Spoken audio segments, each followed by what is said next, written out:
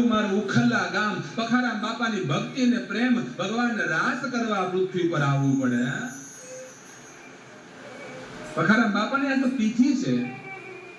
આજ 131મી નિર્વાણ તિથિ પખારામ બાપાની. ઉખલ્લા ગામ નહીં, ઉખલ્લા તો ધામ કહેવાય. આજ પણ ઉખલ્લા લખાય ને તો ઉખલ્લાની પાછળ લખવું પડે પખારામ બાપાનો. આખું ગામ બાપાની પ્રસાદીનો.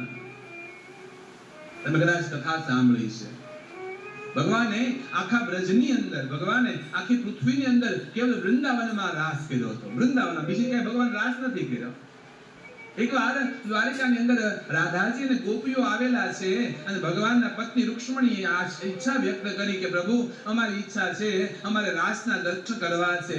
ભગવાને સર્વ તૈયારીઓ કરાવી અને રાધાને પૂછ્યું, રાધા, રાસ કરીએ? ત્યારે રાધાએ કીધું, કાના, વૃંદાવન સિવાય મને રાસની ક્યાંય ઈચ્છા નથી થતી. ઈ દ્વારિકા નગરી ભગવાન સાક્ષાત બિરાજતા તો એ દ્વારિકામાં ભગવાને રાસ નહોતો કર્યો. ઈ રાસ મારા કૃષ્ણએ ઉખલ્લા ધામની અંદર કર્યો છે. બાપ, નાના એવા પખારામ બાપા, 5, 7, 8 વર્ષની ઉંમર હતી પખારામ બાપાની, અને એના પિતાજીની હારે ભજન મંડળીમાં ભજન કરવા ગયેલા, ભજન ગાવા ગયેલા, અને ભજન ગાતા ગાતા બાપાની તો આંખો બંધ થઈ ગઈ. ઈ 7, 8 વર્ષનું બાળક પખારામ, આંખો બંધ થઈ ગઈ, અને આંખો બંધ